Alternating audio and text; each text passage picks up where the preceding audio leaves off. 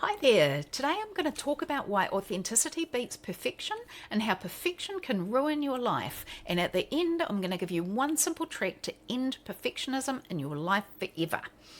So, I attended two webinars recently by two different course creators. One was a perfect one, and the other was an authentic one. The perfect one, and they were both on the same topic. The perfect one, what I saw consistently in the comments was, oh, this is pre recorded, or is this AI, or oh, that's rubbish. And there was a lot of mistrust, quite clearly a lack of trust. In the authentic one, she built strong rapport and trust. She made mistakes. She suddenly changed direction of the way that she was going to do things. And she would get us to hold on while she was finding something in her Dropbox. The comments that I saw in that one were so much more engaged, so much more on her side, and I didn't once see anyone say, is this pre-recorded or is this AI? And the reality is there's going to come a time very quickly where we're not going to be able to tell when a person is actually a real person and when they are created digitally. So that to me really underscored this lesson of authenticity beating perfection every single time. My perfectionism has always held me back from so many things. I've had, when things I've been doing like presentations, I've had to proofread it 100 times. I had to get the colours just right. I had to get the wording just right and the fonts and all the rest of it, and it had to be laid out exactly with the right margins before I would even think about sending it off to get printed. And heaven forbid I should actually print it myself on my printer that's on my desk. I had to get it done professionally, and I wasted so much time, and more critically, it meant that the message that I was wanting to get out to people that genuinely would have helped them didn't get to those people because it was still sitting on my desk.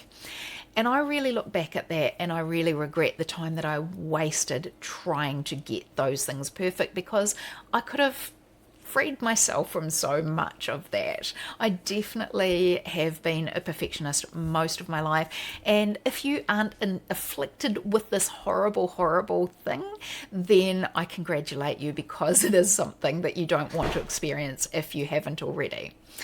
So, how do we overcome perfectionism? So, let's look at an example where you might be building a new website. So, you could spend weeks, and I have spent weeks doing this, where you're planning, you're writing, you're agonizing over getting all the colors right, all the fonts right. You're researching what are the best colors to use, what is going to get you the best results. You're looking at the font. I know I don't use Comic Sans, but what one do I use?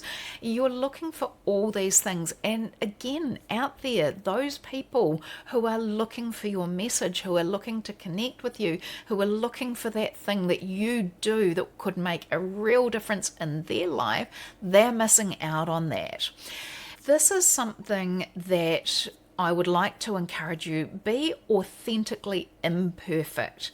Make sure, in the case of this website, make sure it works. Spell check it, for goodness sake. Get someone else to cast their eye over it that you trust, that is not going to be just like you are and isn't going to start getting really, really into the nitty gritty. You want someone to go, hey, that looks great. Maybe I'd tweak this, or what do you mean by that? You just want to make sure that in this case the website gets out there and gets seen, it gets published, because once it's live, it doesn't matter. You can still keep making changes to it, but at least it's out there and at least it's starting to be seen by the people who need your help. Something that I took on board. It's not something that's going to work for everybody, and to be honest, I can't even find the thing that originally created this thought in my brain, and I'm not a religious person at all, but I loved the idea that I read once that there is a religion where to be to create something that is perfect is actually insulting to their deity. And I thought, wow, that's a really good way of letting myself off the hook of perfectionism. So I thought, right, I'm going to allow myself one mistake as my way of going, hey, I honor you, whatever that religion is. I can't remember which one it is. I don't even know if it is a thing, but this trick works for me. It's my way of tricking my brain into going, it shouldn't be perfect. Not that I don't want it to be perfect. It actually shouldn't be perfect. There should be a mistake in there somewhere, because that's the way that I've trained my brain to think. But if that doesn't work for you, that's absolutely fine, because we've got that other trick up our sleeves as well of taking the attention off yourself and putting it on to the people who need your message. If you're out there and say, for example, you've created a wonderful new food brand and it is super, super healthy, it's really affordable, and you know you can make a difference physically in people's lives, then if you can stop when it is good enough in the formula and the branding and the marketing, if you can stop there and getting it out to people, if that is making a difference in someone's life and someone's health, imagine how grateful they are going to be to find this thing. And they're not going to see the things that make it not perfect in your eyes.